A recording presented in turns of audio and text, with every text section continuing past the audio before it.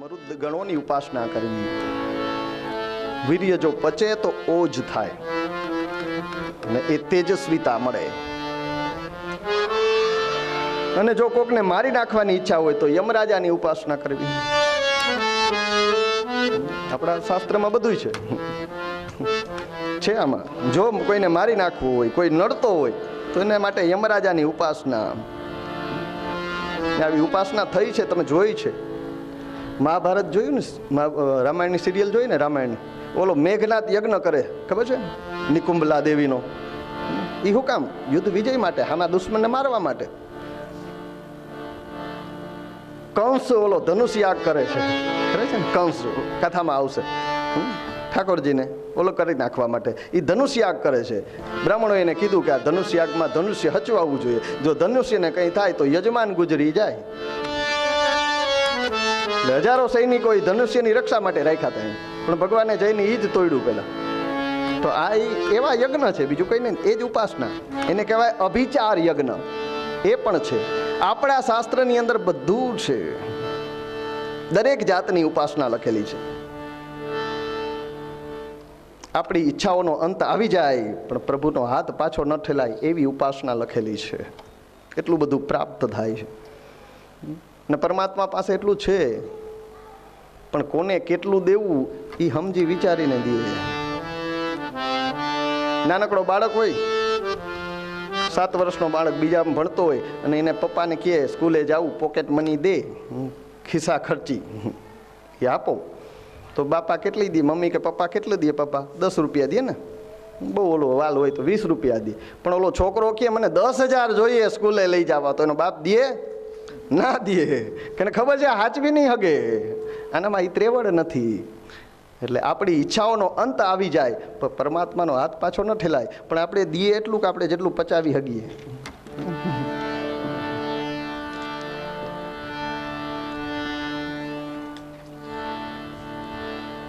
આપણે વિચાર થાય કે આને 7 દી પછી મરવાનું છે, તો આને આવી ઉપાસના કામ બતાવે? લક્ષ્મીજી જોતા હોય ને અપ્સરા જોતી હોય ને એવી.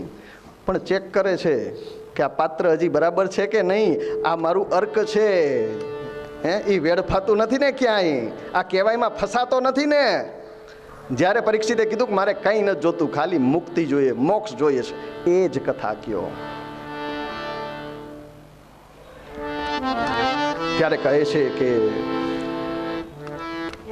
એક અધ્યાયમાં ઈશ્વરના અવયવોનું વર્ણન બતાવ્યું છે કે હે રાજન, તે જે બ્રાહ્મણનું અપમાન કર્યું ને એ સાક્ષાત ભગવાનના મુખનું અપમાન કર્યું છે. બ્રાહ્મણોસ્ય મુખમાં આસિત. બ્રાહ્મણ છે ને એ ભગવાનનું મુખ છે. વેદની અંદર પુરુષોક્તમાં એક મંત્ર છે, બ્રાહ્મણોસ્ય મુખમાં સિદ્ધ બાહુ રાજન્યા કૃતા ઉરુ તદસ્ય જદ્વૈશ્યા પદવ્યાગો શુદ્રો અજાયત. બ્રાહ્મણ મોઢું છે પરમાત્માનું, ક્ષત્રિય છે ને એ હાથ છે, વૈશ્ય જે છે એ પેટ છે, અને શુદ્ર છે એ ચરણ છે પરમાત્માના. તો આ ચારેય વર્ણ છે, કોઈનું અપમાન નહીં કરવાનું, કોઈને નહીં દુભવવાના. તે બ્રાહ્મણનું અપમાન કર્યું અર્થાત ભગવાનના મુખનું અપમાન કર્યા બરાબર છે. ને એ ચારેય વર્ણ આપણા શરીરમાં છે. આ છે ને આપણા શરીરમાં આ બ્રાહ્મણ, ક્ષત્રિય, વૈશ્ય અને શુદ્ર, આ આટલો ભાગ છે ને બ્રાહ્મણ છે. જ્ઞાન બધું ક્યાં છે? અહીંયા જ છે. બ્રાહ્મણનું કર્મ શું હતું? જ્ઞાન લેવું ને જ્ઞાન દેવું. આપણા આખા શરીરમાં જ્ઞાન ક્યાં આવે છે? અહીંયા જ, ખોપડામાં જ. આંખેથી જોવાનું, કાનથી સાંભળવાનું, નાકથી સૂંઘવાનું, જીભથી સ્વાદ પારખવાનું.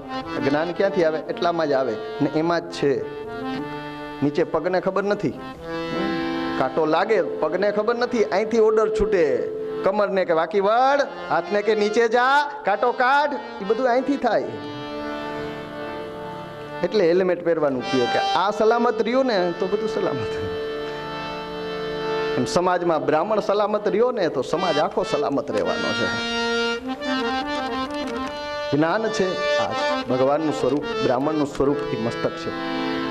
ક્ષત્રિયનું કર્મ શું હતું? રક્ષા કરવી, ધર્મની, ગાયોની, બેનો દીકરીઓની, પ્રજાની રક્ષા કરવી એ ક્ષત્રિયનો કર્મ છે. આપણે હાથ છે ને એ ક્ષત્રિય છે. આપણા શરીરમાં કોક ઝાપટ મારે કે લાકડી ઉગામે તો આડું કોણ આવશે? હાથ આવશે કે માથું? હું ધરશું આપણે?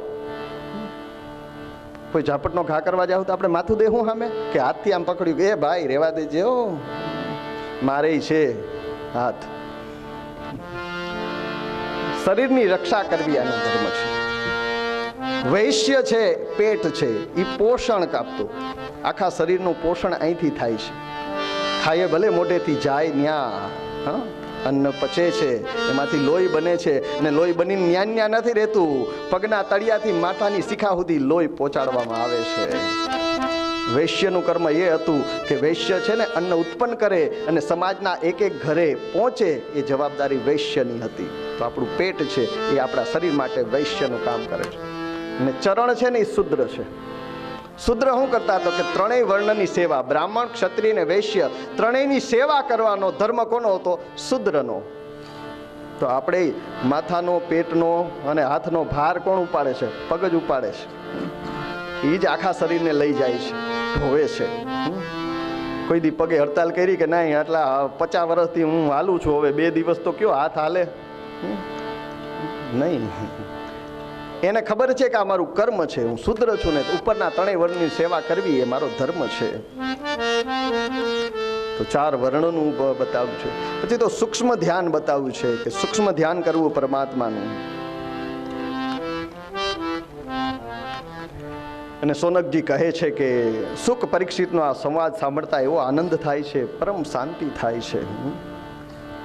જેણે માણસનો અવતાર ધારણ કરી અને પરમાત્માની કથા નથી સાંભળીને એના કાન નથી, સર્પને રહેવાના દર છે.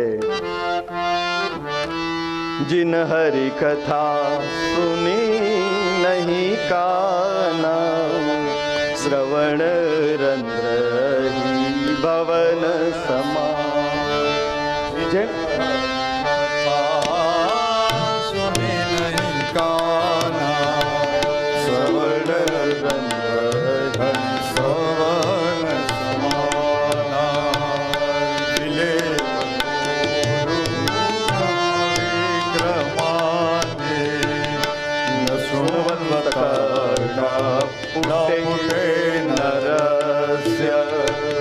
जिह्वासते दादुरगेव सूता नोपगायत्युर्गाय गाथा।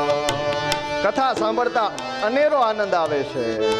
એમ થાય કે અહીંયા બેઠા જ રે કથા સાંભળ્યા છે.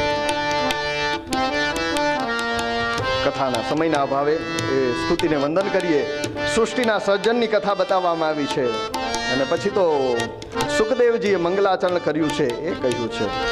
મધ્યની અંદર ભાગવતની અંદર સુખદેવજીનું મંગલાચરણ છે. સુખદેવજી કથા કરતા કરતા યાદ આવ્યું કે મેં મંગલાચરણ તો ન કર્યું, એટલે સુખદેવજીએ મંગલાચરણ કર્યું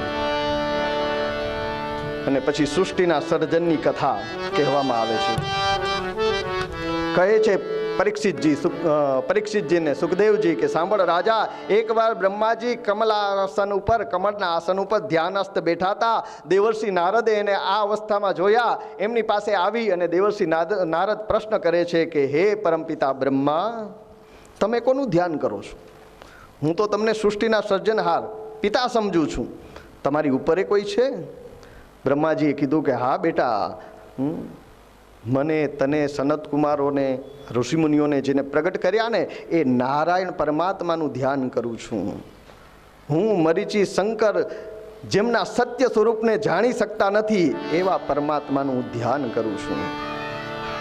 પછી તો વિવિધ પ્રશ્ન, બીજા સ્કંદના 8મો અધ્યાય પ્રશ્ન વિધિનો અધ્યાય છે.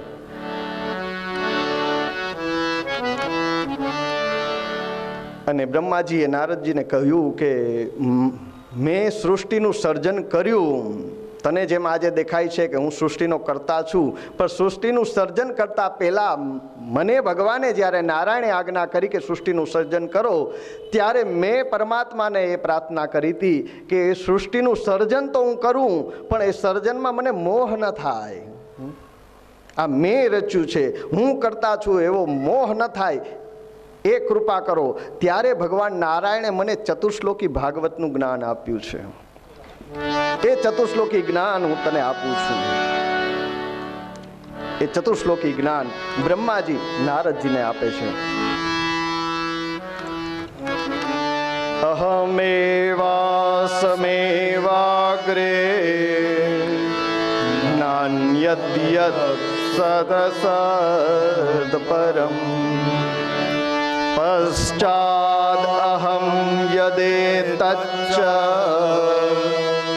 યો વશિષ્યેત સોऽસ્મ્યહમ.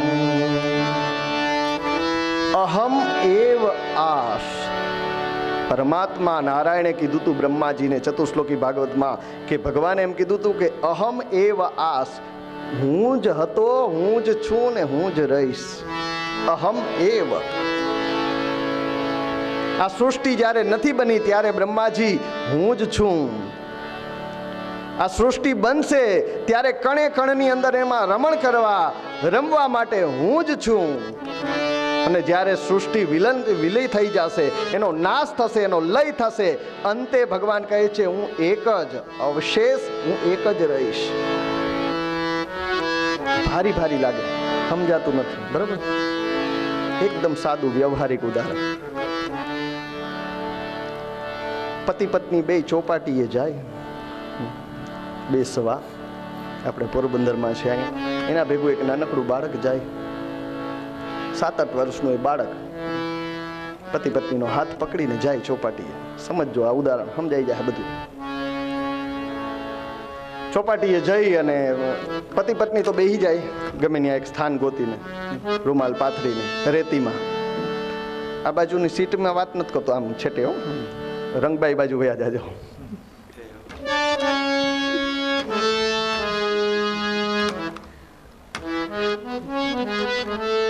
તો જોઈ શકશો બધું કે હા કેમ બને છે.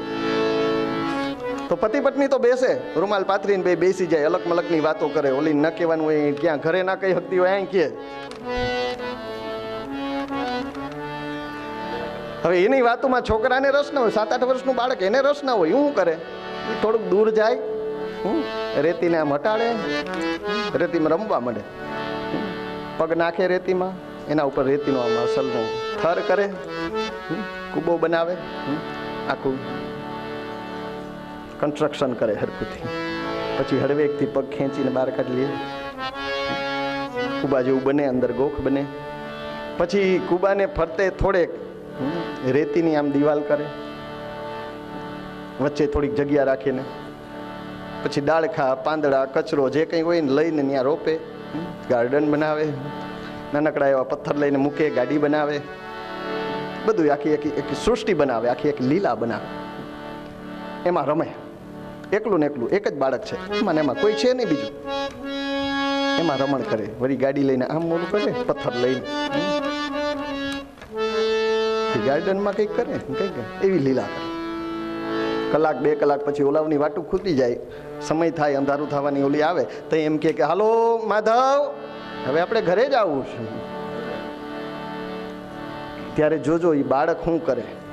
હાલતો થાય પણ એમને બધું મૂકીને નહીં જાય, એના ઉપર ઠેકડા મારીને ભાંગીને ભૂકો કરી નાખશે. બધું પોતે બનાવેલી સૃષ્ટિ આખી ભાંગીને ભૂકો કરી અને પછી મમ્મી ને પપ્પાનો હાથ પકડીને હાલતો થઈ જાય. વિચારો, ચોપાટી ગયા તો ઓલી સૃષ્ટિ કઈ હતી નહીં, હતી કઈ નહોતું, બાળક હતું. એ બનાવ્યું કોને? બાળકે. એમાં રમતું હતું કોણ? એ બાળક. અને જ્યારે નાશ કરી દીધું, બધું ડિસ્ટ્રોય કરી નાખ્યું, બધું સંહાર કરી ને હાલતું થયું તો એ બાળક છે. એમ પરમાત્મા એમ કહે છે કે જ્યારે આ સૃષ્ટિ નહોતી ત્યારે પણ હું હતો. આ જે બન્યું છે આની અંદર કણે કણની અંદર રમણ કરવા માટે હું જ છું. અને જ્યારે આ કાંઈ નહીં હોય ત્યારે હું જ રહીશ. અહમ એવ, હું જ આશ. અહમ એવાસમેવાગ્રે નાન્યત યત સદ સદ પરમ. પધારો. જય શ્રી કૃષ્ણ. પિતૃવ્યક મારા કાકા, પધારો, સ્વાગત છે.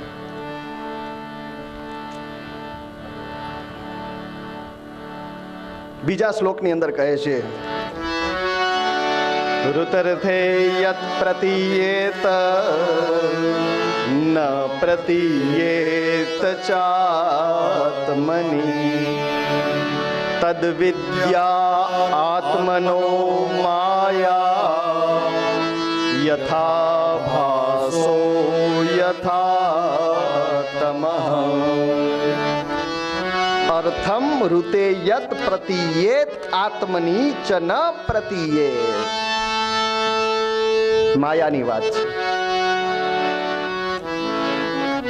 ભગવાન નારાયણ બ્રહ્માજીને કહે છે કે આ જે કંઈ દેખાય છે ને એ વાસ્તવમાં નથી, અને જે નથી દેખાતું એ છે.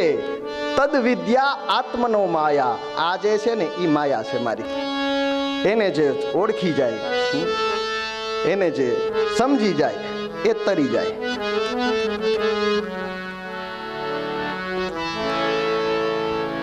અંધારામાં પડેલા દોરડામાં આપણે સર્પનો આભાસ થાય છે. અંધારું હોય ને વયા જાય ને આખું ચોખ્ખું દોરડું પડ્યું હોય ને તો પેલા તો ડરી જાય આપણે.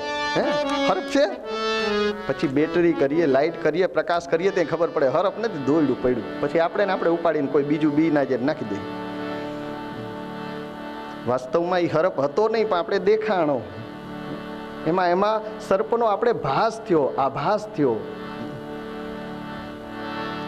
ગુરુરાજ સભાની અંદર દુશાસન દ્રૌપદીના ચીર ખેંચતો હતો. ભગવાને એટલી સાડીઓ સપ્લાય કરી, એટલી બધી સાડીઓ હતી કે સાડીઓ ખેંચી ખેંચીને દુશાસન થાકી ગયો, સાડીઓનો ઢગલો થઈ ગયો. તો એમાં વિચાર થાય કે આમાં સાડીઓ જ છે કે આમાં વચ્ચે નારી છે, આમાં દ્રૌપદી છે કે ખાલી સાડીને જ હું ખેંચું છું?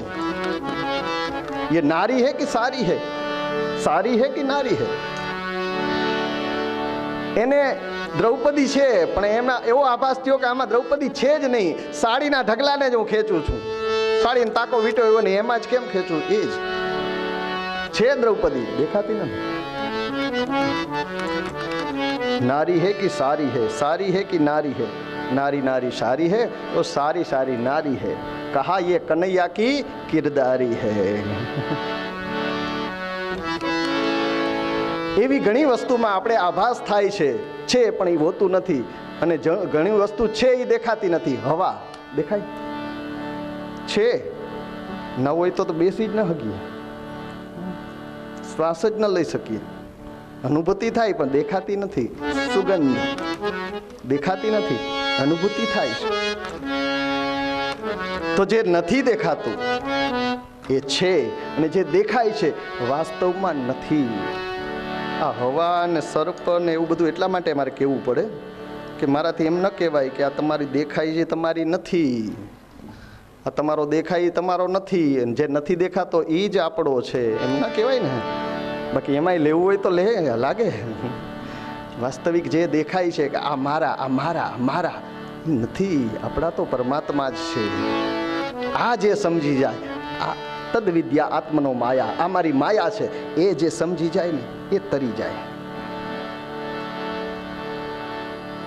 લગાડવું તો લગાડ, તને દેખાય છે એ તારી નથી, જે નથી દેખાતો એ તારો છે. દોસ્ત સમજી લે. સાચું કહું તો એ જૂઠું માને તો મુવા કુટુંબને સંભાળ, ભાઈ તું ભજી લેને કીર્તાર. આગળના શ્લોકમાં કહે છે યથા મહાંતિ ભૂતાની ભૂતેષુ ચાવચેશ્વનો પ્રવિષ્ટાન્ય પ્રવિષ્ટાની તથા તેષુ નતે સ્વહં. પંચ મહાભૂતોની વાત છે. પૃથ્વી, જલ, તેજ, વાયુ અને આકાશ. આ પાંચ તત્વનું આ પિંજરું, પંચ તત્વ કા બનાયે પિંજરા. આ પાંચ વસ્તુ આપણી અંદર છે ખરી, નથી પણ. પરમાત્મા આ સમજાવે છે બ્રહ્માજીને. પૃથ્વી, જલ, તેજ, વાયુ અને આકાશ આપણી અંદર છે. પૃથ્વી, આ ચામડી છે ને એ પૃથ્વી તત્વ છે. આપણા શરીરમાં પાંચ વસ્તુનું શરીર બન્યું છે. આ ચામડી જે દેખાય છે, માંસ દેખાય, પૃથ્વી તત્વ છે. જો આની અંદર છે તો આ બહાર દેખાય શું છે? એ પૃથ્વી જ છે. આપણી છે પણ નથી. પછી જળ તત્વ, તો વિજ્ઞાન સિદ્ધ હકીકત છે કે શરીરની અંદર 70% ઉપર પાણી છે. જો શરીરમાં પાણી હોય તો આ બહાર દેખાય, શરીરમાં છે પણ ખરું, બહાર પણ દેખાય છે. તેજ, અંદર એક તેજ છે, જઠરાગ્નિ. એના કારણે આપણે જે જમીએ છીએ, પચે છે, એ તેજ અંદર પણ છે, બહાર પણ આ તેજ જ દેખાય છે, પ્રકાશ જ દેખાય છે. વાયુ એ તો સતત આપણે લઈએ જ છીએ, દેખાતો નથી પણ અનુભૂતિ થાય છે કે વાયુ આપણી અંદર છે અને બહાર પણ છે, દેખાતો નથી પણ છે. અને અંતે આકાશ. આકાશ એટલે ખાલી જગ્યા, એને કહેવાય આકાશ, સ્પેસ. ખાલી જગ્યા હોય એને આકાશ કહેવાય. તો આપણી અંદર સામે તો દેખાય છે આકાશ, પણ અંદર પણ આકાશ છે, ખાલી જગ્યા છે. અને એટલે જ 2 રોટલી અંદર ઉતરે છે, એટલે જ ઢેફલા અંદર જાય છે. જગ્યા ન હોય તો ક્યાંથી જાય? અહીં સુધી જમી લે તો પછી કે ના ના મને જરાય જગ્યા નહીં, સ્પેસ છે. પૃથ્વી, જલ, તેજ, વાયુ અને આકાશ, આ 5 તત્વ આપણી અંદર છે અને નથી પણ, કારણ કે બહાર પણ બધા દેખાય છે. આ સમજી લેવાનું પરમાત્મા કહે છે. અને જો આટલું સમજી લો ને તો બધું આવી ગયું. એતાવદેવ જિજ્ઞાસમ તત્વ જિજ્ઞાસુનાત્મન અન્વય વ્યતિરેકાભ્યામ યતસ્યા સર્વત્ર સર્વદા. પરમાત્મા કહે છે આ 4 વસ્તુ, આ 4 શ્લોક ચતુશ્લોકી ભાગવતની આટલી વસ્તુ સમજી લ્યો. એમાં પહેલો મહત્વનો શ્લોક કે પરમાત્મા જ બધે છે એ સમજી લ્યો એટલે દરેકમાં પરમાત્માના દર્શન થાય. આ ચતુશ્લોકી ભાગવતનું જ્ઞાન બ્રહ્માજી કહે કે મને આપ્યું તું ભગવાને, નારાયણ પાસેથી મેળવેલું એ જ્ઞાન હું તને આપું છું, નારદજીને આપ્યું છે. ચતુશ્લોકી ભાગવત. ને પછી તો અંતિમ અધ્યાયની અંદર ભાગવતના 10 લક્ષણ બતાવ્યા છે. પુરાણના 5 લક્ષણો હોય, પણ ભાગવત મહાપુરાણ છે એટલે 10 લક્ષણ. અત્ર સર્ગો વિસર્ગશ્ચ સ્થાનમ પોષણમૂર્તયઃ ધન્વંતરેશાનુકથા નિરોધો મુક્તિરાશ્રય. 10 લક્ષણ છે મહાપુરાણના. સર્ગ, વિસર્ગ, સ્થાન, પોષણ, ઉતિ, મન્વંતર, ઈશાનુકથા, નિરોધ, મુક્તિ અને અંતે આશ્રય, પરમાત્માના સ્વરૂપ. 10 લક્ષણ બતાવવામાં આવ્યા. એટલે પેલો સ્કંદ છે ને એ અધિકાર લીલા, બીજો સ્કંદ છે એ સાધન લીલા, અને પછીના 3થી લઈને 12 સુધી આ 10 લક્ષણ સર્ગ, વિસર્ગ, સ્થાન, પોષણ, ઉતિ, મન્વંતર, આ બધા. પેલો અધિકાર લીલા, પેલા ભાગવતનો અધિકાર મળવો જોઈએ, ઠાકોરજીની સેવાનો અધિકાર મળવો જોઈએ. અધિકાર મળે પછી સાધન મળવું. પેલા લાયસન્સ હોય પછી સાધન લ્યો તો હકાવી હગો. લાયસન્સ ન હોય, 18 વર્ષના ન થયા હોય તો તમે હલાવી ન શકો. ચલાવો પણ ગુનો કહેવાય. એટલે પેલા અધિકાર પ્રાપ્ત કરવાનો, પછી એનું સાધન, પછી વસ્તુ લઈએ. તો પેલો અધ્યાય અધિકાર લીલા, બીજો સાધન લીલા. હવે આગળ 3થી લઈ એ બધા સર્ગ, વિસર્ગ, સ્થાન, પોષણ, ઉતિ, મન્વંતર, ઈશાનુકથા, નિરોધ, 11મો મુક્તિ અને 12મો સ્કંદ આશ્રય લીલા. તો દ્વિતીય સ્કંદ પરમાત્માના ચરણોની અંદર સમર્પિત કરીએ. તૃતીય સ્કંદની કથાની અંદર આપણે પ્રવેશ કરીએ. ત્રીજે વિદુર નીકળ્યા તીર્થો કરવાને, પ્રભુ તીર્થો યમુનાજીના તીરે, યમુનાજીના તીરે મળ્યા ઉદ્ધવને. જય જય વિદુરે મૈત્રેયને જ્ઞાન કહ્યું છે બારી, પ્રભુ કહ્યું તે બારી.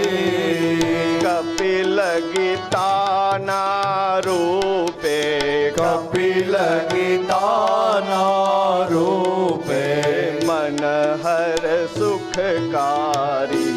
જય દેવ જય દેવ.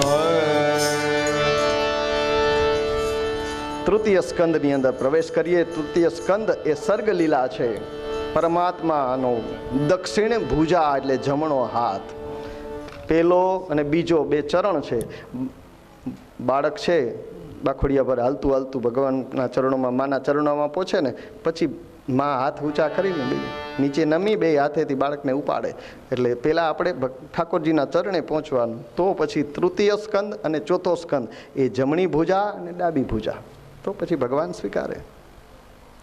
સુખદેવજી મહારાજ કથા સંભળાવતા નિવેદન કરે છે કે રાજા, હવે હું તને વિદુર અને મૈત્રેયનો સંવાદ સંભળાવું છું. હસ્તિનાપુરના મહામંત્રી વિદુર પોતાના સમૃદ્ધિમાન ઘરનો ત્યાગ કરી અને તીર્થયાત્રાએ ગયા હતા.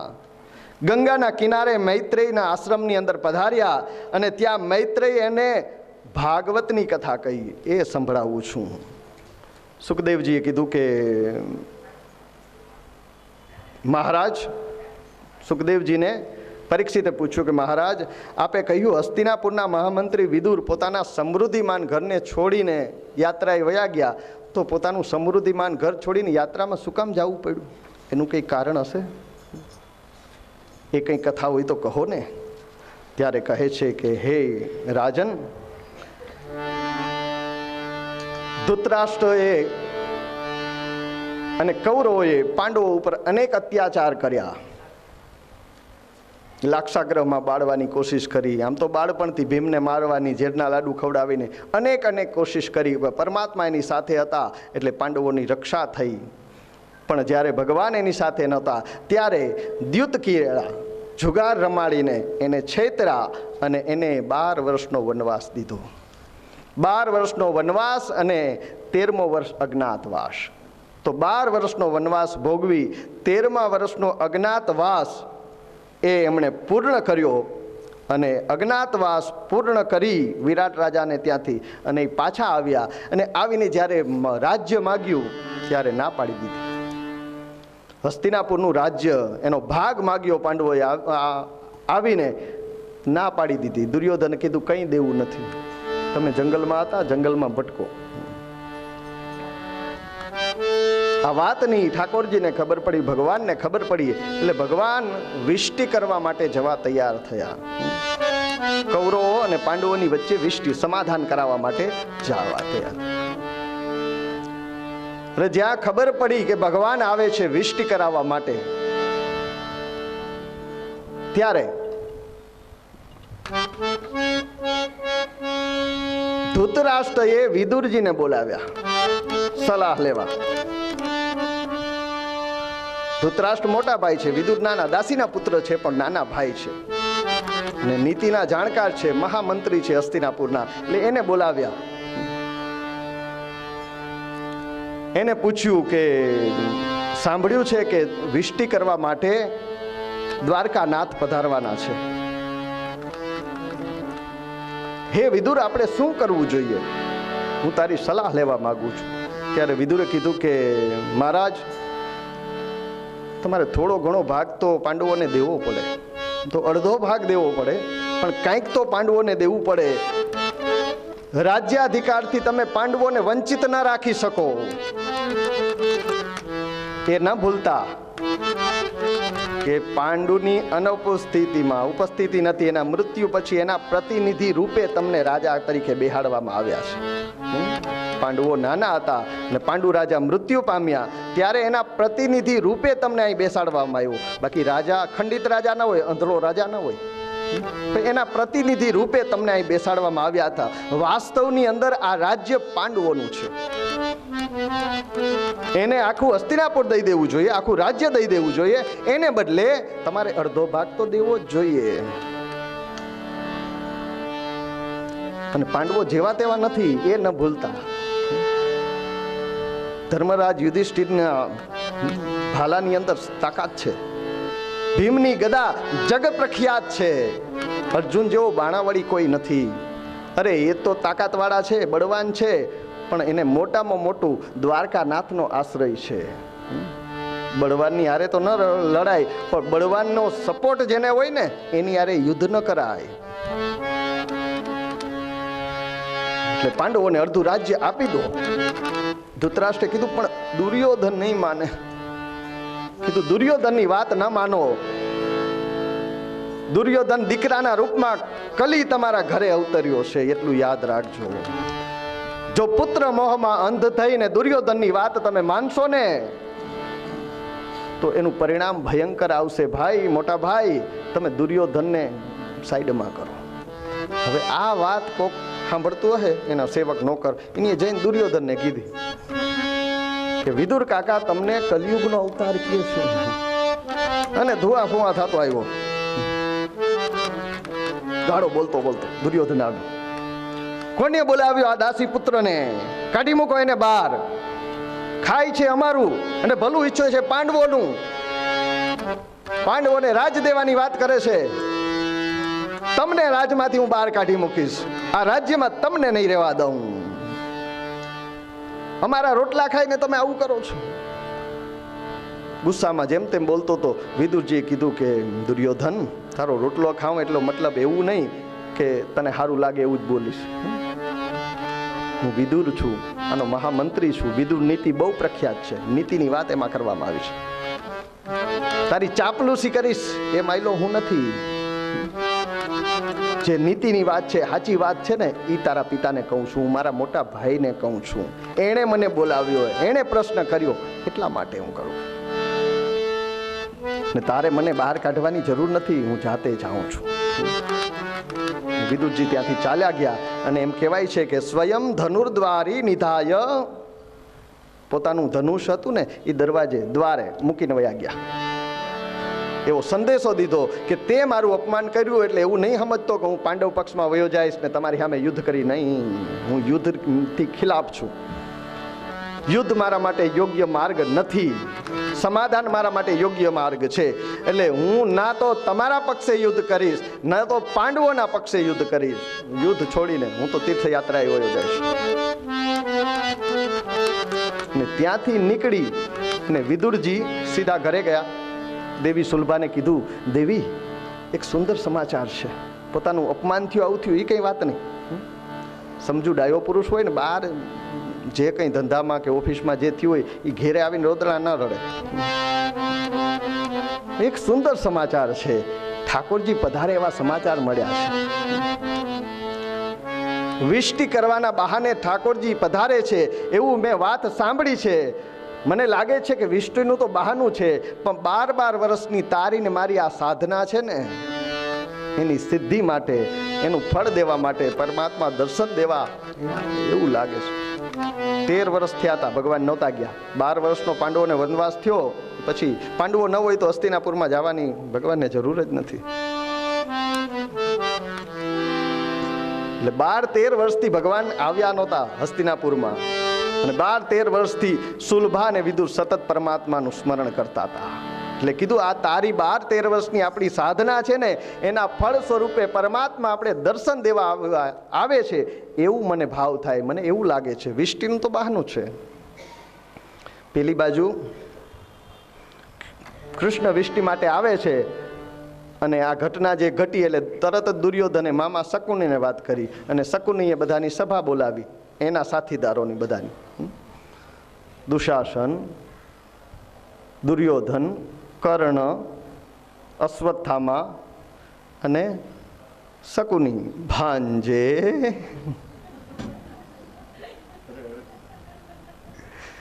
શું પાત્ર ભજવા, વાસ્તવિક લાગે. આપણે જૂનું બધું હતું.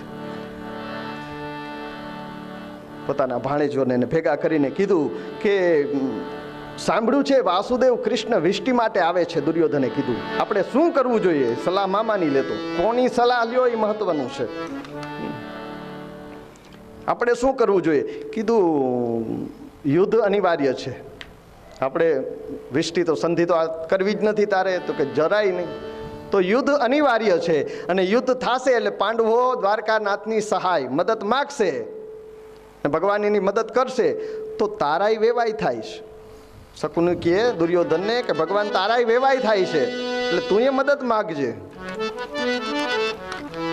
ભગવાનના દીકરા સાંભ, એના લગ્ન દુર્યોધનની દીકરી લક્ષ્મણા સાથે થયા છે.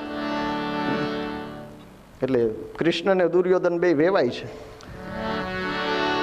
એટલે આપણે મદદ માગી શકીએ, આપણા પણ સંબંધી છે. તું પણ વેવાય તરીકે એની મદદ માગજે, પણ મદદ તો માગી હક. એ આવે ને ત્યારે એનું ભવ્ય સ્વાગત કર, એવો ભપકો કર કે એ આવ્યા અને આપણે રાજી થયા, એને એવું દેખાડ, એવું માનપાન આપ કે આપણે જ્યારે મદદ માગવા જઈએ ને ત્યારે ના ના પાડી હગે. એટલે પછી તો તરત જ નગર શણગારવામાં આવ્યું, આખું નગર શણગારવામાં આવ્યું, ઠેર ઠેર કમાનો ઊભી કરવામાં આવી, રાજમાર્ગને ધજા પતાકાથી શણગારવામાં આવ્યો. ભગવાન પધાર્યા, કોઈ આવીને છત્ર ધર્યું, કોઈએ ચામર ઢોળ્યું, બ્રાહ્મણોએ વેદ મંત્રથી પરમાત્માનું સ્વાગત કર્યું, વેદ ઘોષ કર્યા છે. ભગવાને ચારીકોર નજર કરી. ભગવાન સમજે છે કે આ બધો ભપકો છે, આમાં ભાવ નથી, આમાં સ્વાર્થ છે, સ્નેહ નથી. હસ્તિનાપુરના રાજમાર્ગ ઉપર આ સવારી ચાલી જાય છે. બંને સાઈડમાં હસ્તિનાપુરના માણસો, લોકો ઊભા છે. એક જગ્યાએ વિદુર અને સુલભા ટોળાની પાછળ છેલ્લે ઊભા છે. ત્યાંથી એની સામેથી જ્યાં રથ પસાર થયો ને, વિદુર અને સુલભાએ એના પગના આંગળા ઉપર ઊભા થયા. તેનીઓ ઊંચી કરી પાછળ ઊભા હતા, પગના આંગળા ઉપર ઊભા થયા, પોતાના શરીરને ઊંચું ખેંચ્યું. અને ભગવાને એની સામે જ્યાં પ્રેમ હોય ને ત્યાં દ્રષ્ટિ જાય, જ્યાં ભાવ હોય ને ઓટોમેટિક દ્રષ્ટિ જાય. પરમાત્માની નજર એના ઉપર પડી, દ્રષ્ટિ ગઈ અને વિદુર અને સુલભાની આંખમાં આંસુ આવી ગયા. પરમાત્માએ આપણે દ્રષ્ટિ આપી, પરમાત્માએ આપણી સામે જોયું.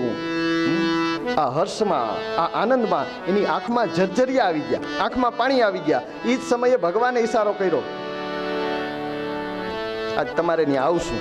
પણ ઓલા આંખમાં પાણી કઈ દેખાણું નહીં, ખબર ના પડી. સવારી આગળ ગઈ. પેલી બાજુ વિદુર ને સુલભા ઘરે જઈને પરમાત્મા નામનું ચિંતન કરવા લાગ્યા. ઠાકોરજી આપણે દ્રષ્ટિ આપી, ઠાકોરજી આપણી સામે જોયું. પેલી રાજ સવારી ચાલતી ચાલતી ધીમે ધીમે રાજમહેલમાં પહોંચી. રાજ દરબાર ભરાણો. ભગવાન કૃષ્ણએ વિષ્ટિની વાત રજૂ કરી કે હે કૌરવો, પાંડવો પોતાનો અજ્ઞાતવાસ પૂરો કરી અને આવ્યા છે. હવે તમારે એને અડધો ભાગ દેવો જોઈએ. દુર્યોધન કે નહીં દ્વારકાધીશ, એમને અડધો ભાગ હું નહીં આપું. કીધું અડધો ભાગ ના આપતો કઈ નહીં, 5 ગામ આપ. એ ક્ષત્રિય દીકરા છે, કઈ ભીખ માગીને તો ન ખાય. રાજ કરવું એનું ધર્મ છે. ખાલી 5 ગામ તને કહું, 5 ગામ આપી દે. મહાભારતની અંદર છે 5 ગામ એવા માગતા હતા ને ભગવાન કે હસ્તિનાપુર અડધું ખાલી થઈ જાય. રાજનીતિ તો વાત કરી કે 5 ગામ માગું છું, 5 ગામ દઈ દે. 5 પાંડવો માટે એક એક ગામ એનું નિર્વાહ ચાલશે, એ એમાં રાજી રહેશે. હું એને કહીશ, એ સ્વીકારી લેશે. દુર્યોધને કીધું 5 ગામની વાત તમે કરો દ્વારકાનાથ. સોયની અણી ખૂંચે ને જેટલી જગ્યા રોકે ને એટલી જગ્યા પણ હું યુદ્ધ વગર પાંડવોને આપવા માટે રાજી નથી. યુદ્ધ કરવું હોય તો વહી આવે અને યુદ્ધથી જીતી જાય તો લઈ જાય, બાકી નહીં. હસ્તિનાપુરની રાજગાદી મારી છે, એના ઉપર હું જ બેસીશ, પાંડવોને નહીં આપું. ભગવાને સમજાવ્યો કે હે દુર્યોધન, યુદ્ધને નિવાર તો સારું છે. જો યુદ્ધ થશે ને તો વિજય તમારોય નહીં થાય, વિજય પાંડવોનોય નહીં થાય. કાળનો વિજય થશે, અનેક માઓના દીકરા હોમાઈ જશે, અનેક સુહાગણોની સુહાગ હોમાઈ જશે, અનેક બેનના ભાઈઓ હોમાઈ જશે. દુર્યોધન ના માન્યું, નહીં. અંતે ફેસલો થયો કે જો રાહ જોતું હોય તો બાવડાના બળે મળશે. કુરુક્ષેત્રના મેદાનમાં યુદ્ધ થશે અને ત્યાં જ ફેસલો થશે. સભા બરખાસ્ત થઈ, મધ્યાહન થઈ ગયું હતું, બપોરનો સમય થઈ ગયો હતો. દુર્યોધને કીધું હાલો દ્વારકાનાથ, 56 ભોગ તૈયાર છે ભોજન માટે, મારા મેલે પધારો. ભગવાન કીધું ભોગ લાગ્યા તારા 56 ભોગ ના, તારે મારી વાત માનવી નથી ને તારે મને 56 ભોગ જાઓ, નથી ખાવા તારા 56 ભોગ. અને મહાભારતના કૃષ્ણ સ્પષ્ટ કહે છે, મહાભારતમાં, ભાગવતમાં એ નથી, મહાભારત વાંચો ને તો એમાં સ્પષ્ટ કૃષ્ણ કહે છે કે હે દુર્યોધન, 2 જગ્યાએ જ જમાય. એક કોઈ પ્રેમથી જમાડે, ભાવથી જમાડે ને તો એ લુખું સૂકું દે ને તોય મીઠું લાગે. દોરા કાઢતા જાય, લાકડી ઉગામતા મેળવા મીઠા દે તો એ કડવા લાગે, ગળેથી ઉતરે નહીં. એક ભાવથી પ્રેમથી કોઈ પ્રેમથી જમાડે ને એ રૂખું સૂકું હોય એ પણ મીઠું લાગે. અને બીજું આપણે ત્યાં જમવું જોઈએ. અને બીજું આપણા પ્રાણ સંકટમાં હોય ને એમ થાય કે હવે નહીં જમીએ તો નહીં બચી શકીએ ત્યારે જમવું જોઈએ. અને હું સ્પષ્ટ કહું છું, નથી આજે મારા પ્રાણ સંકટમાં અને નથી તને મારા પ્રત્યે પ્રેમ સ્નેહ, ખોટો દેખાવ કરો છો, કંઈ છે નહીં એટલે તારું નથી જમવું. કીધું તો ક્યાં જમશો? એ કે જ્યાં જમવું ત્યાં. દુર્યોધનને ના પાડી, બીજાને એમ થયું ભીષ્મએ કીધું મારે મેલે પધારો. કીધું ના ના ભીષ્મ. દ્રોણાચાર્યએ કીધું પ્રભુ મારે ત્યાં પ્રસાદ લેવા પધારો. ભગવાન કે ના ના ના ના. ભેગા ઉદ્ધવજી હતા. ઉદ્ધવજી ભગવાનના કાનમાં કે આ બધા ના પાડો, મને લાગી છે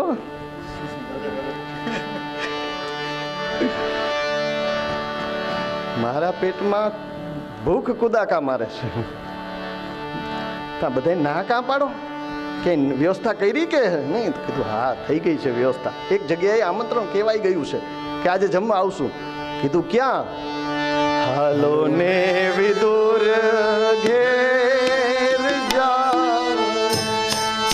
ઉદ્ધવજી ચાલો વિદુર ઘેર જાય.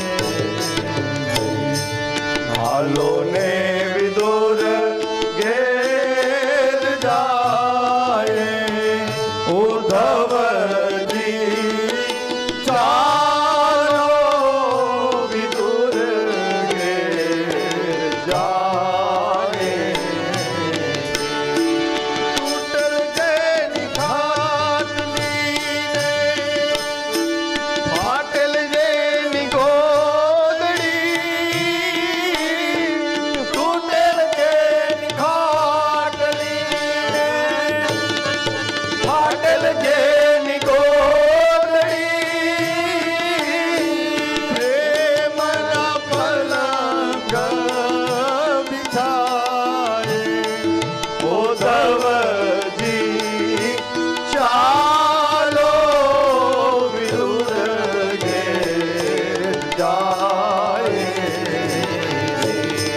હાલો ને વિદુર ઘેર જાય ઉદ્ધવજી ચાલો વિદુર ઘેર જાય.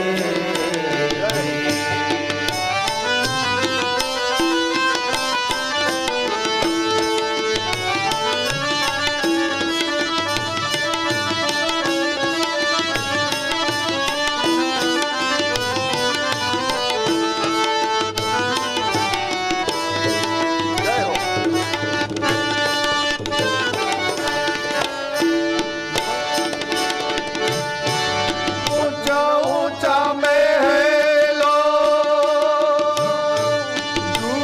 દુર્યોધનના, ઊંચા ઊંચા મહેલો દુર્યોધનના, રતિ ભર સુખ ન પાએ ઉદ્ધવજી ચાલો વિદુર ઘેર જાય. ચાલો ને વિદુર ઘેર જાય ઉદ્ધવજી ચાલો વિદુર ઘેર જાય.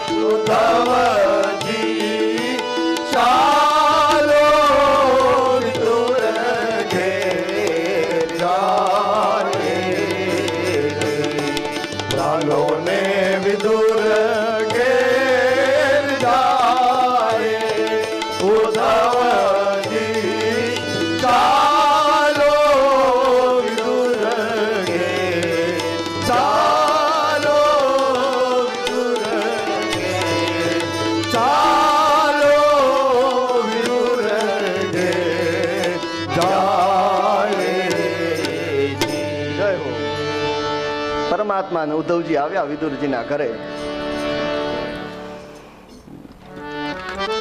સાકળ ખખડાવી.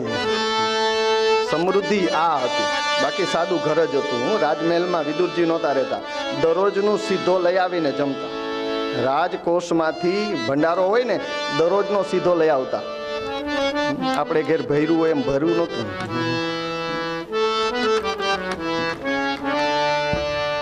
આપણે 12 મહિનાના ઘઉં ભરી લઈએ, 12 મહિનાના તેલના ડબ્બા રાખી લઈએ, ભરી લઈએ ને.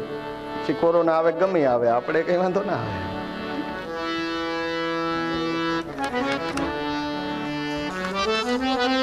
એવું નહોતું. વિદુરજી દરરોજનો સીધો લેવા જતા. હસ્તિનાપુરનો રાજ ભંડારો જે હોય ને, ભંડારામાંથી ભંડારીને કીએ ને દરરોજનો એને સીધે આપે. એ સીધો લઈ બપોરે ભોજન કરે, સાંજે એમ. આ રીતે એનું જીવન નિર્વાહ ચાલતું. એક સાદા મકાનમાં રહેતા હતા, મહામંત્રી હતા, પણ સીધું. ન્યા એ દરવાજે આવીને સાકળ ખંખડાવી. ત્યાં અંદર બે પતિ પત્ની બે ભગવાનની ભક્તિ કરે, કીર્તન કરે છે, એમાં લીન છે. 1 વાર 2 વાર 3 વાર સાકળ ખખડાવી. સુલભા દેવીને એમ તો છે ક્યાંક અવાજ આવે છે. સંકીર્તન બંધ રાખીને કીધું કોક બોલાવતું એવું લાગે છે. હજી આ ચર્ચા કરે એમાં હાકળ ખખડી ફરીથી. અંદરથી પૂછ્યું કોણ છે ભાઈ? ભગવાને બહારથી કીધું એ તો હું દ્વારકાનાથ. દોડીને ગયા, દરવાજો ખોલ્યો તો ઠાકોરજી સામે ઉભા છે, ઉદ્ધવજીની સાથે. આંખમાં આંસુ આવી ગયા. વિદુરજીને સુલભા દેવી હાથ પકડીને બે લઈ આવે છે ભગવાન. અંદર આવી ને બેસાડ્યા. હવે બન્યું એવું, ત્યાં રાજ ઘરાનાની અંદર દુર્યોધનના 56 ભોગની ના પાડી દીધી, ભીષ્મ પિતાને ના પાડી દીધી, દ્રોણાચાર્યને ના પાડી દીધી. દુર્યોધને કીધું તો આ ક્યાં જમવાના તો છે, બપોરનો ટાઈમ થયો, જવાના ક્યાં છે, તપાસ કરો. પાછળ સૈનિક મોકલા સિપાહીઓને કે આ જાય છે ક્યાં, તપાસ કરો.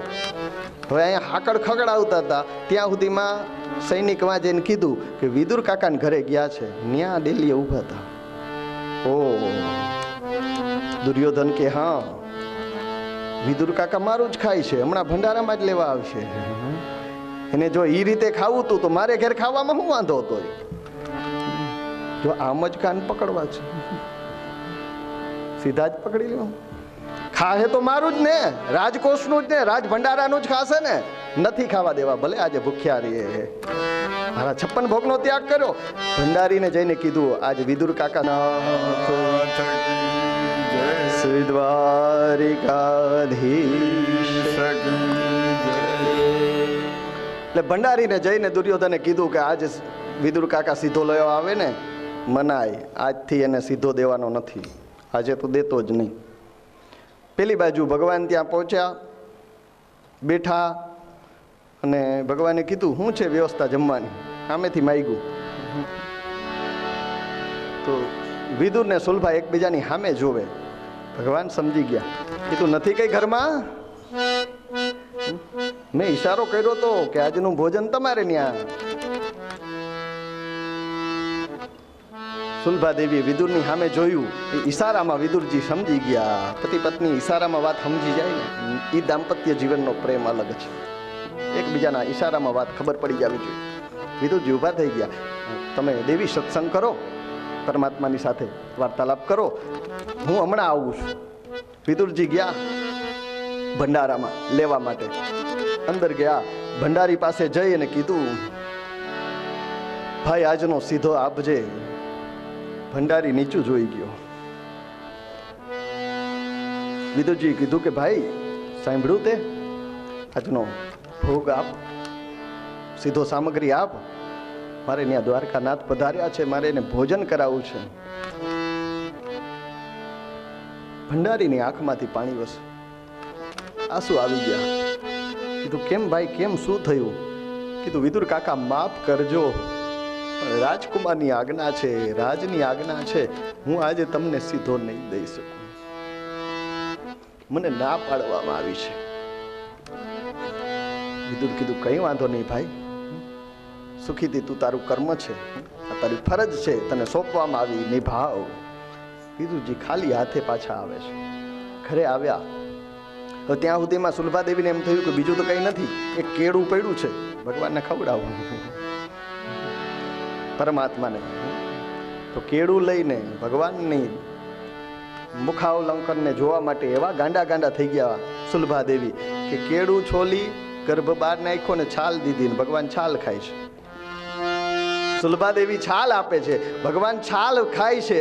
એવા સમયે વિદુરજી પાછા આવ્યા, દરવાજો ખોલીને જોયું તો કીધું, હે દેવી શું કરો છો? જો તો ખરી, તમે પરમાત્માને છાલ ખવડાવો છો, ગર્ભ તો નીચે પડ્યો છે. ત્યાં સુલભાદેવી જોયું, આ સુલભાદેવીએ કીધું કે ભગવાન, હું તો તમને નિરખવામાં ગાંડી ગાંડી થઈ ગઈ, પણ તમે તો ખાતા હતા, તમને તો ખબર પડવી જોઈએ ને કે આમાં મીઠાશ નથી. આ હું કેળું નથી ખાતો, છાલ ચાવું છું, તમારે તો કેવું જોઈએ ને. ભગવાને કીધું, પત્રમ પુષ્પમ ફલમ તોયમ યો મે ભક્ત્યા પ્રયચ્છતિ. પ્રેમથી મને જે કોઈ આપે ને, પ્રેમથી દેવા આવેલી પૂતનાનું ઝેર પણ મેં લઈ લીધું હોય, તો તમે તો કેળાની છાલ આપો છો, પણ તમારો પ્રેમ આરોગતો હતો, હું કેળું નહોતો આરોગતો.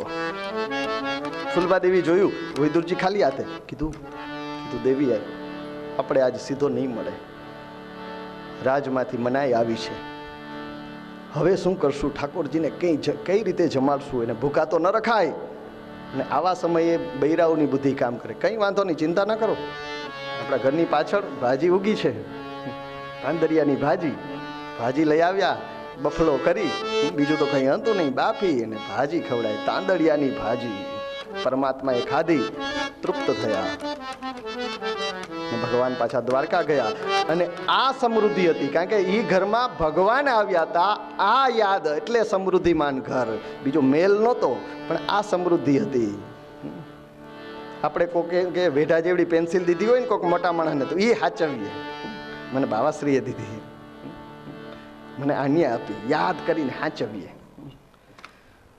યુવાની યાદ કરો, કોકે દીધું હોય ગુલાબનું ફૂલ ચોપડીમાં આમ ચપ્પો થઈ જાય તોય સાચવું હોય. યાદ જોડાયેલી છે કોકની, એ વસ્તુ છે. વસ્તુનું મહત્વ નથી, કોની સાથે એની યાદ જોડાયેલી એ મહત્વનું છે. પછી તો વિદુજી તીર્થયાત્રાએ ગયા છે.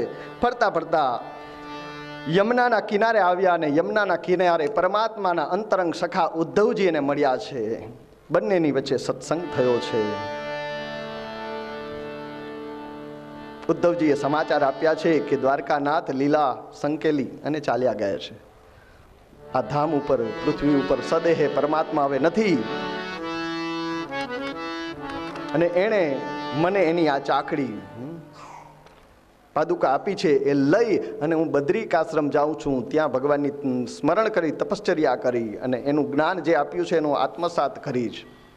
ત્યારે પરમાત્મા સ્વધામ ગમન કર્યું એ જાણીને વિદુરજીને દુઃખ થયું. પણ પછી એણે કહ્યું કે હે ઉદ્ધવજી, તમે ભાગ્યશાળી છો, અંત સમયે તમને પરમાત્માએ જ્ઞાન આપ્યું. જો તમને યોગ્ય લાગતું હોય, મારી પાત્રતા હોય, તો એ જ્ઞાન તમે મને ના આપો. ઉદ્ધવજીએ કીધું, કાકા, તમારી પાત્રતામાં કોઈને શંકા ન જાય, પણ મને જ્યારે ભગવાન જ્ઞાન આપતા હતા ને, ત્યારે મૈત્રેય ઋષિ ત્યાં આવ્યા અને તમને યાદ કરીને ભગવાને મૈત્રેય ઋષિને તમારા ભાગનું જ્ઞાન આપ્યું છે. મૈત્રેય ઋષિને કીધું છે કે મારો ભક્ત વિદુર જ્યારે તમારી પાસે આવે ત્યારે આ ભાગવતનું જ્ઞાન વિદુરને આપજો, તે તમારી ધરોહર ત્યાં છે, તમે ત્યાંથી લઈ આવો. આખી રાત સત્સંગ કરી અને બીજે દિવસે બંને અલગ અલગ દિશાની અંદર ગયા. અને ફરતા ફરતા વિદુરજી તીર્થયાત્રા કરતાં કરતાં ગંગાના કિનારે પહોંચ્યા છે. મૈત્રેય મુનિના આશ્રમમાં પહોંચ્યા. મૈત્રેય મહારાજના આશ્રમમાં જઈ એને પ્રણામ કર્યા, વંદના કરી. અને ત્યારે મૈત્રેય ઋષિએ વિદુરનું સ્વાગત કરીને પૂછ્યું, હે કે ધરોહર લેવા આવ્યા છો? કીધું, હા, ઉદ્ધવજી દ્વારા મને સમાચાર મળ્યા. જો યોગ્ય લાગતો હોય, મારી પાત્રતા હોય, તો મને જ્ઞાનોપદેશ કરો. ત્યારે મૈત્રેય મુનિએ કહ્યું કે તમે પ્રશ્નો કરો, એ પ્રશ્નના જવાબમાં હું તમને જ્ઞાન આપું છું. અને વિદુરજીએ પ્રશ્ન કર્યો છે, સુખાય કર્માણિ કરોતિ લોકો નતૈ સુખમ ચાન્યદુપારમવા વિંદેન્દુયસ્તત એવ દુઃખમ યદત્ર યુક્તમ ભગવાન વદેન્ના. વિદુરજી પૂછે છે કે મહારાજ, સંસારમાં જીવ માત્ર સુખી થવા આવે છે, સુખી થવા માટે પ્રયત્ન કરે છે, છતાં એને દુઃખ કેમ મળે છે? દુઃખ સાથી મળે છે. ત્યારે મૈત્રેય મુનિ કહે છે કે સાધુ પુષ્ટમ ત્વયા સાધુ લોકાન સાધ્વનુગૃહણતા. તમે જે આ પ્રશ્ન કર્યો ને એ વિદુરજી તમારો એકનો નથી, બધાનો છે, દરેક જીવનો. કે જીવ કર્મ કરે છે એ સુખી થવા માટે કરે છે, શાંતિ મેળવવા માટે કરે છે, પણ એને સુખ નથી મળતું, દુઃખ મળે છે. એનું કારણ શું? આ બધાનો પ્રશ્ન છે. કહે છે વિદુર, આ સંસાર દુઃખ અને સુખમય છે, આ દ્વંદ્વ છે. જો તમે સુખનો સ્વીકાર કર્યો તો એની પાછળ દુઃખ ઉભેલું જ છે. જો તમે દુઃખનો સ્વીકાર કર્યો તો એન કેન પ્રકારે ક્યારેક ને ક્યારેક તમને સુખ મળવાનું જ છે. અને એ સુખ પ્રારબ્ધને આધીન, જીવનું જેટલું પ્રારબ્ધ હોય, ભાગ્ય હોય એ પ્રમાણે મળે છે. ભાગ્યમાં જેટલું હોય એટલું જ ભોગવવા મળે છે. જેટલું લખાવીને જીવ આવ્યો છે એ જ ભોગવી શકે છે. ભાગ્યમાં ન હોય, સંપત્તિ હોય તો એ ઘણાને મીઠાઈ ખાવી છે, રૂપિયા નથી એટલે ખાઈ નથી શકતા. જેની પાસે રૂપિયાના ઢગલા છે એને મીઠાઈ ખાવી છે, ભગવાન ડાયાબિટીસ દીધી છે. ભાગ્યમાં ના હોય તો ખાઈ ન શકે, એવું કઈ નથી. સંપત્તિ હોય એટલે સુખ મળી જ જાય એવું નથી. એટલે ભાગ્ય અને પ્રારબ્ધને આધીન આ બધું મળે છે. જીવે કરેલા કર્મ, કોક કર્મ એવા હોય તરત પાકે, કોક થોડાક સમય પછી પાકે, અને કોક બાકી રહેલા કર્મ આવતા જન્મે, સંચિત કર્મ જે ભેગા થાય એના ઉપરથી આપણું જાતિ, આયુષ્ય અને ભોગ નક્કી થાય છે. ગયા જન્મના બાકી રહેલા કર્મથી આપણે કઈ જાતિ મળશે એ નક્કી થાય, કર્મને આધીન. ભગવાન નક્કી કરે કે આને માણસ બનાવવો કે આ ઢોર જેવો જ રહ્યો તાને ઢોર બનાવવો, એટલે જાતિ નક્કી થાય. આયુષ્ય એટલું જ આયુષ્ય મળે છે જેટલું લખાવીને આવ્યા હોય. અને આયુષ્ય શ્વાસની ગણતરી ઉપર આવ્યા છે. આપણે શાસ્ત્ર એમ કહે છે, એમ નથી લખ્યું કે તું 72 વર્ષ ને 2 મહિના જીવીશ, નહીં. સમયની એવી ગણતરી નથી કે 92 વર્ષ ને 4 મહિના ને 4 કલાક, 4 દિવસ ને 4 કલાક, નહીં. શ્વાસ કેટલા ભરવાના છે આ પૃથ્વી ઉપર એટલા જ આપણે લઈ શકીએ. એટલે આપણા ઋષિમુનિઓ પેલા પ્રાણાયામ કરતા, શ્વાસને રોકતા, સમાધિમાં જતા. સમાધિમાં વયા જાઓ, એ શ્વાસની ગણતરી ન થાય, કારણ કે પરમાત્માની અંદર એકાકાર થઈ ગયા છે, એની ગણતરી. એટલે ઋષિમુનિઓ 300 વર્ષ, 400 વર્ષ, 500 વર્ષ જીવતા, કારણ કે એ શ્વાસ ગણાતા નથી, એ શ્વાસ લેવાતા નથી.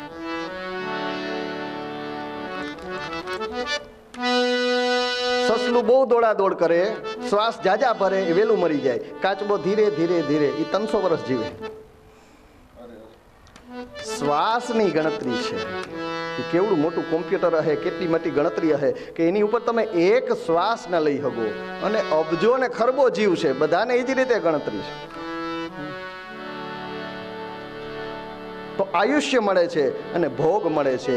પૈસો હોય, સંપત્તિ આવી જાય, પણ તમે ભોગ ન ભોગવી શકો, તમારા ભાગ્યમાં ન હોય તો ન ભોગવાય.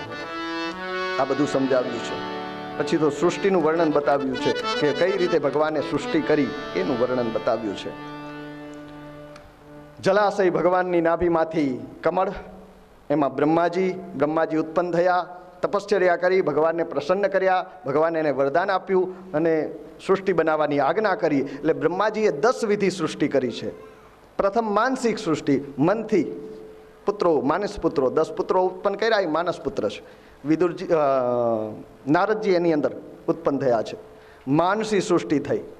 પછી જળચર બનાવ્યા, પાણીની અંદર રહેવાનારા જળચર બનાવ્યા. પછી થળચર એટલે જમીન ઉપર ફરી શકે એવા જીવો બનાવ્યા. પછી નભચર, આકાશની અંદર રહીએ, ઉડે એવા. પછી ઉભયચર, જમીન ઉપર રહીએ ને આકાશમાં, જમીન ઉપર રહીએ ને પાણીમાં, ઉભયચર બનાવ્યા. પછી 2 પગવાળા આપણે બનાવ્યા. પછી 4 પગવાળા, પછી અનેક પગવાળા, કાન ખજૂરો, અનેક પગ છે, અનેક પગવાળા પ્રાણી બનાવ્યા, જીવો બનાવ્યા. પછી પગ વગરના બનાવ્યા, અજગર, સર્પ, પગ વગરના. આવી સૃષ્ટિ રચના થઈ છે.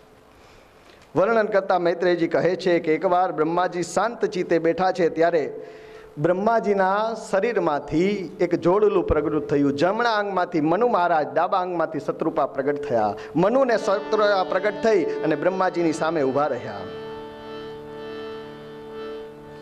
કહ્યું, પરમપિતા બ્રહ્મા, આજ્ઞા કરો, શા માટે અમને ઉત્પન્ન કર્યા છે? કીધું, જાઓ તમે સૃષ્ટિનું સર્જન કરો. હવે મૈથુનની સૃષ્ટિ, ઓલું બધું કરવું પડે. હવે મૈથુનની સૃષ્ટિ, પતિ પત્ની તરીકે તમે એકબીજાનો સ્વીકાર કરો અને તમારે ત્યાં સંતાન, એના ત્યાં સંતાન, એને ત્યાં સંતાન, મૈથુનની સૃષ્ટિ પ્રારંભ કરો. એટલે મનુ મહારાજે કીધું કે તમે કહો છો એ આજ્ઞાને અમે શિરોમાન્ય કરીએ છીએ, માથે ચડાવીએ છીએ. અમે મૈથુનની સૃષ્ટિ કરી અને સંતાનો ઉત્પન્ન કરીએ, પણ અમારા સંતાનો રીએ ક્યાં? અહીંયા તો બધું પાણી જ દેખાય છે. બ્રહ્માજી કમળમાં હતા, ચારેક ઓર પાણી જ છે. અમારા સંતાનોને રાખવા ક્યાં? માણસ માત્રની જરૂરિયાત, રોટી, કપડાં અને મકાન. પૃથ્વી વગર ક્યાંથી મળે? મકાન ક્યાં રાખવું? હવામાં તો હવા મેલ તો નથી થતો, ખાલી વાતું થાય. હવા મેલની હવામાં ના થાય મેલ. રોટી જોઈએ, અન્ન ક્યાં પાકે? ભૂમિ ઉપર. કપડાં કપાસમાંથી કે જે થાય છે તો કપડાં જોઈએ, તો આ બધું પૃથ્વી હોય તો થાય. અમારે રહેવું ક્યાં? પૃથ્વી તો છે નહીં. પૃથ્વી તો રસાતળમાં ગઈ હતી. ખાલી ચારેકોર સમુદ્ર ક્ષીરસાગર હતો ને એની અંદર કમળ હતું ને બ્રહ્માજી હતા. બ્રહ્માજી રાજી થઈ ગયા કે આ મારો માસ્ટરપીસ. એમ કે ભગવાનને, બ્રહ્માજીએ માણસને બનાવીને હાથ ધોઈ નાખ્યા કે આની પોતાની બુદ્ધિ છે. આજ સુધી જે હું સૃષ્ટિ કરતો એને કહેતો કે જાઓ એટલે કરવા માંડતા, પણ આ એની બુદ્ધિ છે, એ પોતાની બુદ્ધિથી વિચારી શકે છે અને એના તર્ક છે એ સાચા છે. બ્રહ્માજી વિચાર કર્યો કે સાચી વાત છે, પણ પૃથ્વી તો રસાતલમાં ગઈ છે, રાક્ષસ લઈને વયો ગયો છે, હિરણ્યાક્ષ નામનો રાક્ષસ. હવે પૃથ્વીને સમુદ્રમાંથી બહાર કાઢવી એ તાકાત મારી નહીં. આપણે હવે ગઈઢા ત્યાં. ભગવાને કીધું હતું કે જ્યારે તમારી ગતિ અટકે ત્યાં મને યાદ કરજો. એટલે એણે ભગવાનને મનથી યાદ કર્યા કે હે પરમપિતા પરમાત્મા, હે ઈષ્ટ, હે બ્રહ્મ, હે નારાયણ, આગળની સૃષ્ટિ આગળ વધારવા માટે મને તમારે સહાયની જરૂર છે. અને જ્યાં આવી પ્રાર્થના કરી અને આંખ ખોલી બ્રહ્માજીને એક છીંક આવી, નાકમાંથી નાનકડું એવું જીવડું પ્રગટ થયું.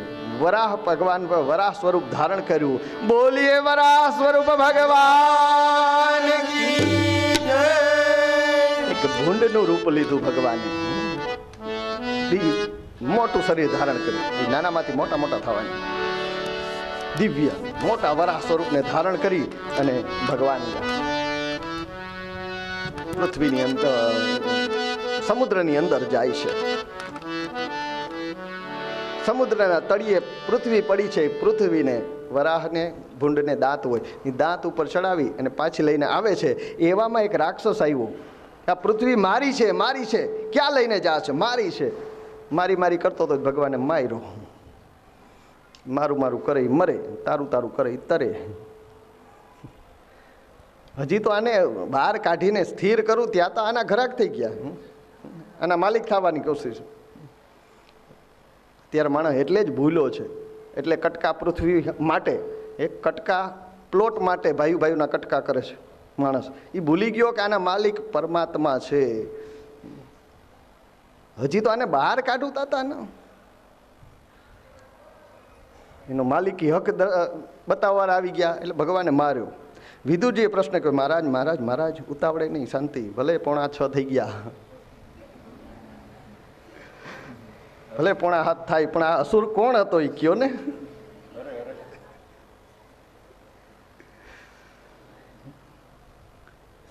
એ અસુર કોણ હતો? હજી તો સૃષ્ટિનું સર્જન નથી થયું, એવામાં આ કોણ પ્રગટ થયો?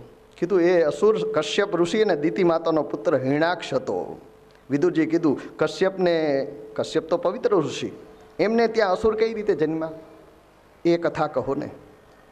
કહે છે કે વિદુરજી, મૈત્રેય મુનિ કથા કહે છે કે વિદુરજી, એક વખત કશ્યપ ઋષિ સાયમ સંધ્યા કરી, સાયમ હોમ કરી અને એના આશ્રમના ઓટલે બેઠા હતા. એવામાં એક એમની પત્ની દિતિ એમની પાસે કામ વાસનાની પૂર્તિ માટે આવી. એને કીધું કે હે દેવ, મારી વાસનાની પૂર્તિ કરો. ઋષિએ એને રોકી છે, કીધું છે કે દેવી અત્યારે સંધ્યાકાળ છે, સાયંકાળ છે, અત્યારે ભગવાનનું ભજન કરાય, બીજું કંઈ ન કરાય. હું પણ પરમાત્માનું નામનું સ્મરણ કરું છું. તમે ગૃહાશ્રમની અંદર કામ જરૂરી છે, પણ એની મર્યાદા છે. મર્યાદાની અંદર ગૃહાશ્રમ જીવવો જોઈએ. ઘરની અંદર પતિ પત્નીએ મર્યાદા રાખવાની. કીધું કે અત્યારે સમય નથી, પણ દિતિ માતાએ બહુ જીદ કરી. વર્ણન છે કે હે વિદ્વન, જે મદોન્મત હાથી કેળના ઝાડને દુઃખ દે, તેમાં કામદેવ ધનુષ્ય લઈ અને મને કષ્ટ આપે છે. તમે મારી ઈચ્છાની પૂર્તિ કરો. પરાણે પતિ પાસે કામ ભોગ લીધા છે. અહીંયા 4 દોષ થયા દિતિથી. પહેલો દોષ મનનો અસંયમ. સમય જોઈને મનનો સંયમ રાખવો જોઈએ. દાંપત્ય જીવનની અંદર સંયમ જરૂરી છે. તો મનનો અસંયમ દિતિએ રાખ્યો, એ પહેલો દોષ.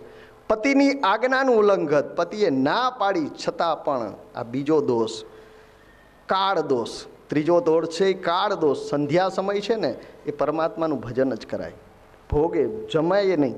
સાંજનો સમય છે ને, દીવાબત્તી કરવાનો આપણે ટાઈમ કહેતા, જમાય નહીં. કાં તો મોડું કાં તો વહેલું. શયન ન કરાય, સુવાય નહીં. ફક્ત પરમાત્માનું ભજન કરાય. અને ત્રીજું દેવ અપરાધકૃત દોષ. સાંજના સમયે ભવાની અને મહાદેવ અને ભવાની વિચરણ કરવા નીકળે છે, તો દેવકૃત દોષ. આ 4 દોષના કારણે દિતિને ત્યાં એના ઉદરમાં રાક્ષસો પ્રગટ થયા. એ રાક્ષસો કેવા છે? તો કે અમંગળ સ્વરૂપ છે, લોકપાલોને રડાવે એવા રાક્ષસો છે.